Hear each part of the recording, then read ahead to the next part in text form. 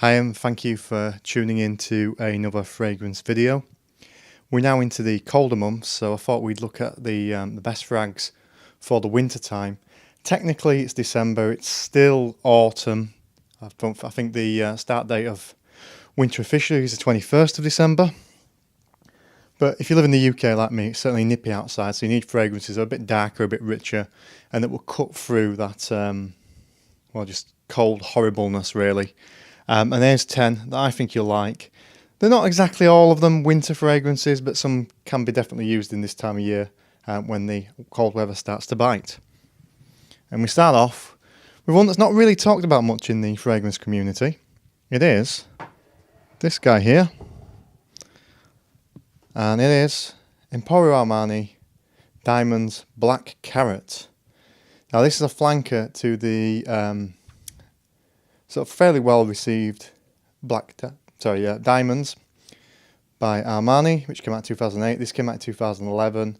It's just a bit warmer, as I say, a bit darker, has wood and amber notes, and it's a bit of a close to the skin fragrance, sort of great for a close encounter, particularly if you're going to, let's say, like a Christmas fair where you'd be cozying up and cuddling your loved ones when the festive greatness, should I say, kicks in. So this is one I do think you like if you can find it out there. Doesn't get a lot of love, as I say, but can be picked up for quite reasonable prices now.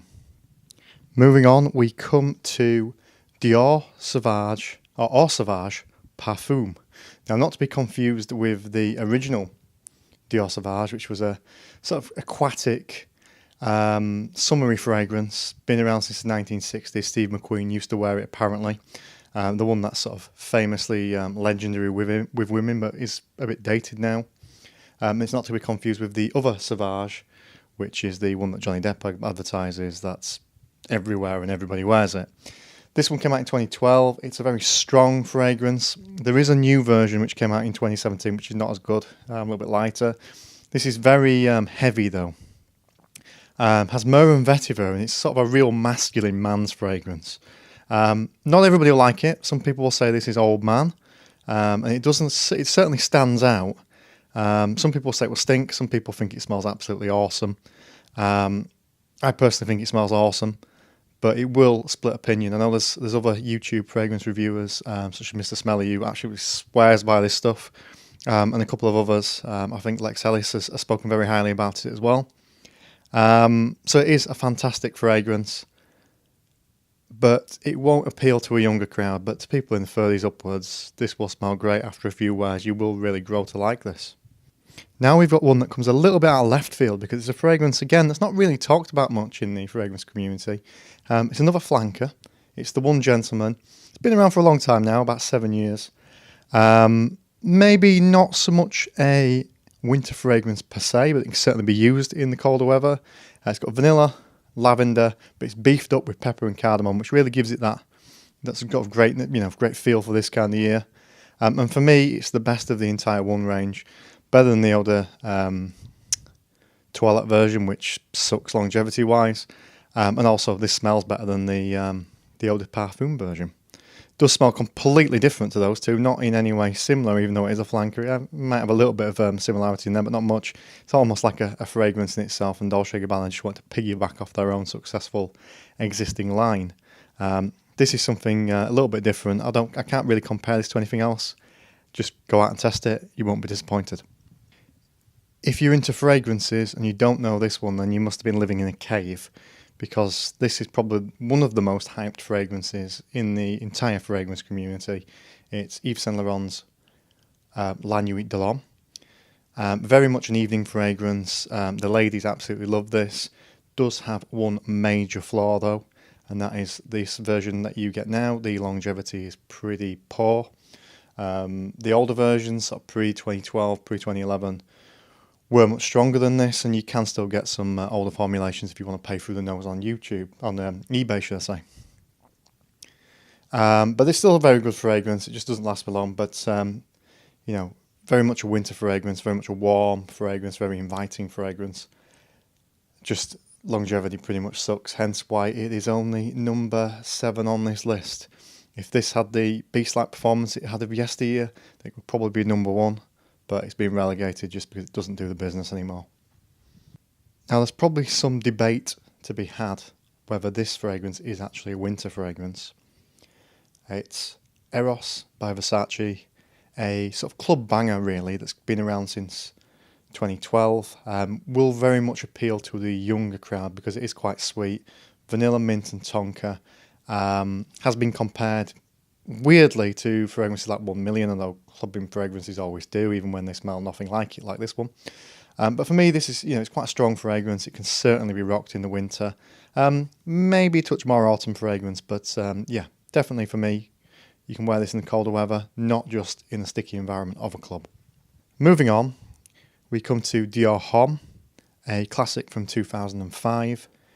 Like with Eros, it's perhaps not a winter fragrance per se. Maybe would be more sort of suited towards the autumn.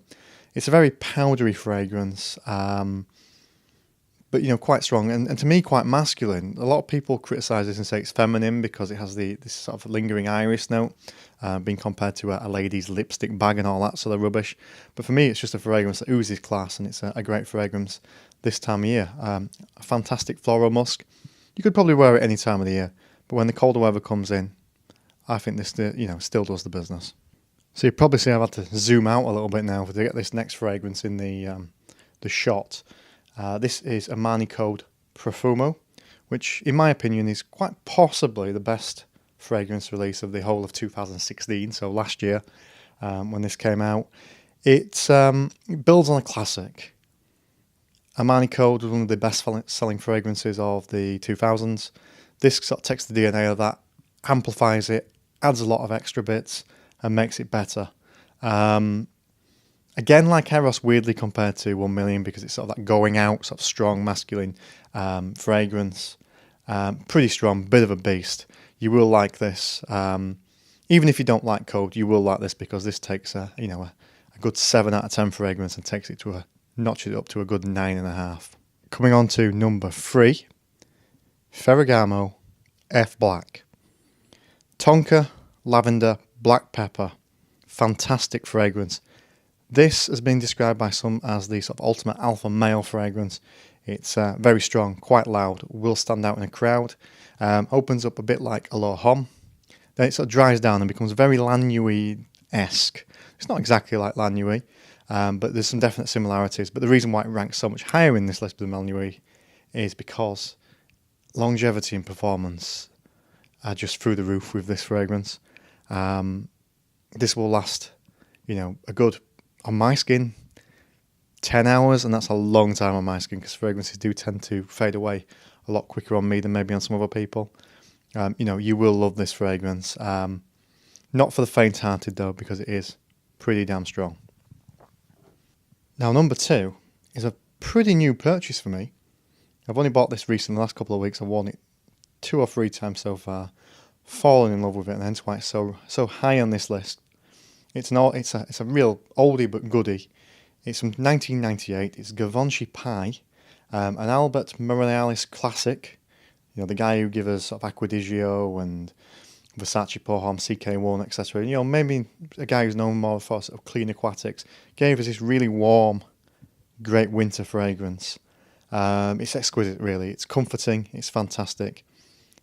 And people love it of all ages, which is weird. A woman in her 50s, 60s would like this smell on you.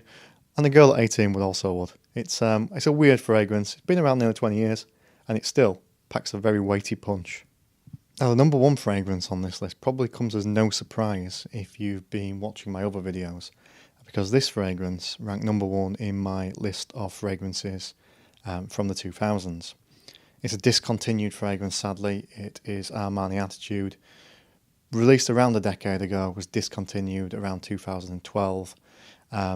If you can pick this up, it is fantastic. Has coffee, patchouli, should I say, lavender, should I say. I'm getting my tongue twisted a little bit now. The coffee doesn't really stand out for me. But it is, a great sort of evening fragrance, great winter fragrance. Not as piercing, not as sharp as things like Cold Profumo and F Black that we've used in this list. But, you know, this really is an all-time classic, and it is a great loss that it was discontinued. I've only got a very, very small bottle here, which I got in a set. I think it's about 15 milliliter. I really do want to go out and buy a 50 or 100 milliliter bottle of this, but they are very expensive if you can get them on a certain online trading portal. So really one to look out for if you haven't seen it already. And I will be spending the money needed to get a full bottle of this very shortly. And if you can afford to, I suggest you also do. Thank you.